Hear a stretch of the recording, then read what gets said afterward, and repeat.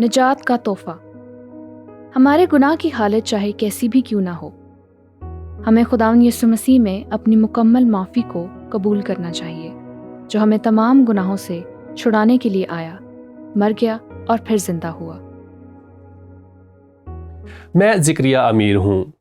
اس اصول میں مکمل معافی کلیدی الفاظ ہیں۔ مکمل معافی اور اس کا تعلق یسوع مسیح کے نسب نامہ سے ہے۔ مکمل معافی یعنی جو یسوع مسیح کے نسب نامہ سے متعلق ہے۔ اب نسب ناموں کو پڑھ کر کافی بوریت ہو سکتی ہے، لیکن جب آپ اس نسب نامہ پر مزید گہرائی میں غور کرتے ہیں تو آپ کچھ چیزوں کو دیکھتے ہیں جو کہ معافی کے اعتبار سے کافی شاندار ہیں۔ یسوع مسیح دنیا میں کیوں آیا؟ آئیں اب یسوع مسیح کے نسب نامہ پر غور کرتے ہیں۔ ہم آغاز میں اس طرح سے پڑھتے ہیں، یسوع مسیح ابن داؤد ابن ابراہیم کا نسب نامہ۔ متی نے جس طرح سے یہاں لکھا ہے وہ ہمیں واپس ابراہیم تک لے جاتا ہے۔ میں سادہ الفاظ میں کہوں گا کہ پیدائش 12ویں باب میں ابراہیم کا واقعہ شروع ہوتا ہے، اور کئی لحاظ سے یہی وہ مقام ہے جہاں سے مخلصی کی کہانی شروع ہوتی ہے، یعنی خدا کا مخلصی کا شاندار منصوبہ۔ جب وہ بت پرست دنیا میں آیا جہاں کوئی بھی راست باز نہ تھا، ایک بھی نہیں تھا، خدا نے ابرام نامی ایک بت پرست شخص کو چنا جس کا نام بعد میں ابراہیم رکھا، اور اس کی بیوی سارہ کو ان کے ملک سے نکال کر وعدہ کے ملک میں لے گیا، اور یوں مخلصی کا ایک شاندار واقعہ ہمارے سامنے ظاہر ہوتا چلا جاتا ہے۔ اور پھر ہم ابراہیم کے ساتھ خدا کے عہد کو دیکھتے ہیں۔ شریعت کی پہلی کتاب پیدائش کے 12ویں باب کی پہلی آیت میں لکھا ہے، خداوند نے ابراہیم سے کہا اپنے وطن سے نکل جا۔ بنیادی طور پر وہ مسوپوٹامیہ کی وادی میں ایک بت پرست ملک میں تھا۔ لکھا ہے اپنے ناطے داروں کے بیچ سے اور اپنے باپ کے گھر سے نکل کر اس ملک میں جا جو میں تجھے دکھاؤں گا۔ یقیناً یہ ملک کنعان کی بات کی جا رہی ہے۔ ابراہیم نہیں جانتا تھا کہ یہ کہاں ہے، شاید اس نے سنا ہو لیکن یہ بہت دور تھا، اور اس کے پاس نقشہ یا GPS کی ٹیکنالوجی بھی نہیں تھی۔ وہ خداوند کی پیروی کر رہا تھا، خدا ہی اس کا GPS تھا، اور خدا نے کہا میں چاہتا ہوں کہ تو اس راہ سے جائے۔ اس لیے خدا نے اپنا وعدہ پورا کیا۔ خدا نے کہا میں تجھے ایک بڑی قوم بناؤں گا۔ ابراہیم یقیناً اس بڑی قوم کو نہیں جانتا تھا جب اسے یہ وعدہ ملا، اور یہ یہودی قوم تھی۔ خدا نے وعدہ کیا اور یہ کہا میں تجھے ایک بڑی قوم بناؤں گا اور برکت دوں گا اور تیرا نام سرفراز کروں گا، سو تو باعث برکت ہو۔ جو تجھے مبارک کہیں ان کو میں برکت دوں گا، اور جو تجھ پر لعنت کرے اس پر میں لعنت کروں گا۔ اگر آپ بائبل یعنی کلام مقدس کی تاریخ کے بارے میں کچھ جانتے ہیں، اگر آپ تاریخ کے تعلق سے عام معلومات رکھتے ہیں، تو آپ جانتے ہیں کہ یہ بات کئی صورتحال میں سچی ثابت ہوئی ہے، جہاں خدا نے ان لوگوں کو برکت دی جنہوں نے اپنے لوگوں کو برکت دی، لیکن خدا نے ان کو مشکلات سے دوچار کیا جنہوں نے ایسا نہ کیا، لیکن پھر خدا کا فضل بڑھ گیا۔ لیکن یہ بات انسانی تاریخ کا حصہ ہے، اور یہ بات مستقبل کی تاریخ میں بھی خدا کے نبوتی منصوبہ کا حصہ ہوگی۔ لیکن غور کریں، وہ یہ کہتا ہے زمین کے سب قبیلے تیرے وسیلے سے برکت پائیں گے۔ یہ ہم ہیں، یہودی اور غیر اقوام دونوں، اور ہم جانتے ہیں کہ یسوع مسیح کے بارے میں نبوت ہے۔ اس لیے متی ہمیں واپس ماضی میں لے جاتا ہے جب وہ کہتا ہے یسوع مسیح ابن داؤد ابن ابراہیم کا نسب نامہ۔ اس نسب نامہ میں یہ پہلا مشاہدہ ہے، یہ بہت اہم ہے۔ اس کے علاوہ ایک دوسرا مشاہدہ بھی ہے۔ اس نسب نامہ میں کم از کم 4 خواتین کا ذکر ملتا ہے، اور یہ دلچسپ ہے۔ اب ایک سوال ہے، یسوع نے ان 4 خواتین کو کیوں شامل کیا؟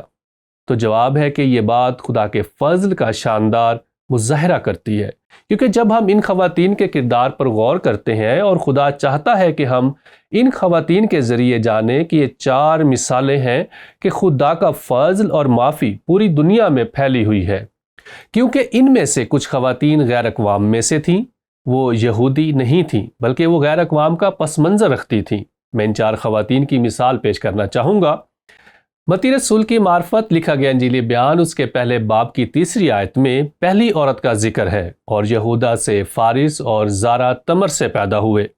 تمر نے یہودا کے ساتھ غیر فطری تعلق قائم کیا، یہ ایک ناخوشگوار واقعہ ہے جب تمر نے حقیقت میں کسبی کا روپ دھارا تاکہ وہ اپنے سسر سے اپنے لیے اولاد پیدا کرے۔ یہ ایک ناخوشگوار واقعہ ہے۔ آپ نے دیکھا یہودا نے واضح کیا کہ یہودا کی غلطی تھی، تمر کی بھی غلطی تھی، لیکن خدا اس بات کو نظر انداز کرتے ہوئے تمر کو نسب نامہ میں شامل ہونے دیتا ہے۔ دوسرا ذکر متی رسول کی معرفت لکھا گیا انجیل بیانوس کے پہلے باب کی 5ویں آیت میں ہے۔ سلمون سے بوئز رحب سے پیدا ہوا۔ رحب پرانے عہد نامہ میں ایک جانی پہچانی شخصیت ہے۔ وہ ایک کنانی عورت تھی اور یریحو میں ایک قصبی تھی، لیکن حقیقت یہ ہے کہ پرانے عہد نامہ میں ہم مخلصی نجات کا ایک نہایت شاندار واقعہ دیکھتے ہیں۔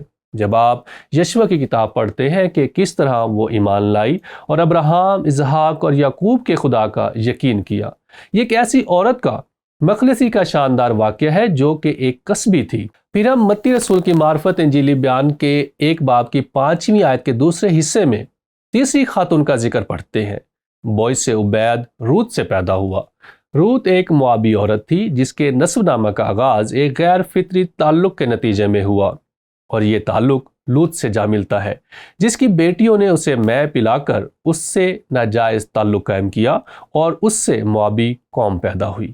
روت ان میں سے ایک تھی۔ یہ ایک شاندار واقعہ ہے۔ آپ نے دیکھا ہے کہ خدا نے پرانے عہد نامہ میں روت کے ذریعے کیا کیا۔ اس کا بیاہ ایک یہودی مرد بوئز سے ہوا۔ اس کے بعد متی پہلا باب اس کی 6 آیت میں چوتھی عورت کا ذکر ہے، اور داؤد سے سلیمان اس عورت سے پیدا ہوا جو پہلے اوریا کی بیوی تھی۔ یہ دلچسپ ہے کہ متی یہاں اس عورت کے نام کا ذکر نہیں کرتا، لیکن ہم جانتے ہیں کہ یہ بتسبا تھی۔ اوریا کی بیوی کا بادشاہ داؤد کے ساتھ گناہ پر مبنی تعلق بنا۔ یہ بھی ایک افسوسناک واقعہ ہے جو کہ حقیقت میں کئی لحاظ سے زیادہ برا ہے، کیونکہ داؤد خدا کے دل کے موافق بندہ تھا اور وہ زیادہ بہتر جانتا تھا، لیکن اس معاملے میں وہ اس گناہ کا ذمہ دار تھا۔ لیکن بلا شبہ بتسبا بھی اس گناہ کے تعلق کی ذمہ دار تھی۔ پھر سے سوال ہے کہ خدا نے یسوع مسیح کے نسب نامہ میں اسے کیوں شامل کیا؟ کیونکہ اس نسب نامہ کے ذریعے مسیح دنیا میں آیا۔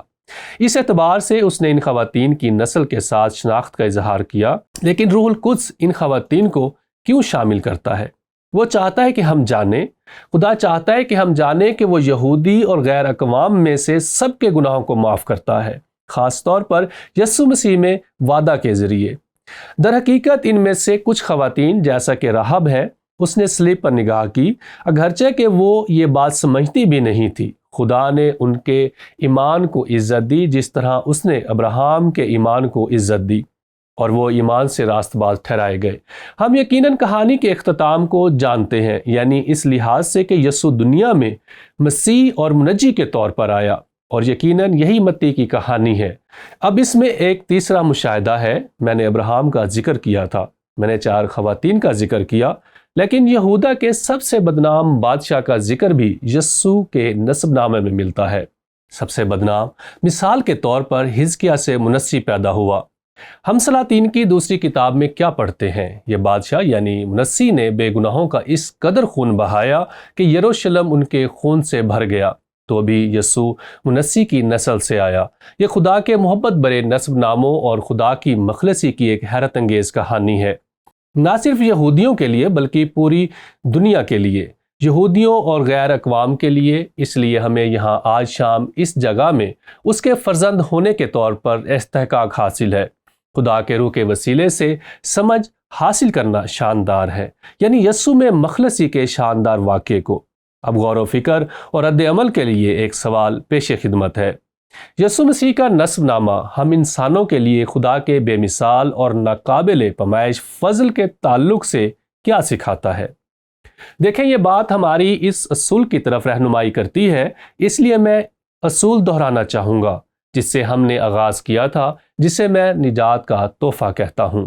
ہمارے گناہوں کی حالت چاہے کیسی بھی کیوں نہ ہو، ہمیں خداوند یسوع مسیح میں اپنی مکمل معافی کو قبول کرنا چاہیے، جو ہمیں تمام گناہوں سے چھڑانے کے لیے آیا، مر گیا اور پھر زندہ ہوا۔ ہم اناجیل میں سے جانتے ہیں، خاص طور پر یوحنا نے کہا، وہ اپنوں میں آیا، وہ اپنے لوگوں میں آیا، وہ یہودی تھا، لیکن اس کے اپنوں نے اسے قبول نہ کیا۔ لیکن جتنوں نے اسے قبول کیا، چاہے یہودی یا غیر قوم سے، اس نے انہیں خدا کے فرزند بننے کا حق بخشا، یعنی جو اس کے نام پر ایمان لاتے ہیں۔ یوحنا پہلا باب 12ویں آیت میں اور اس کے نام پر ایمان لانے کا سادہ مطلب ہے کہ وہ میں ہی ہوں، میں ہوں، میں ہوں، میں ہوں۔ یہ وہی ہے جو ہمیشہ سے تھا، بغیر آغاز کے، بغیر اختتام کے۔ ہم کہتے ہیں میں تھا، میں ہوں، اور امید ہے کہ ہوں گا، لیکن یسوع نے کہا میں ہوں، میں ہوں اور میں ہوں، بغیر آغاز کے اور بغیر اختتام کے، جو کہ دنیا کا نجات دہندہ ہے۔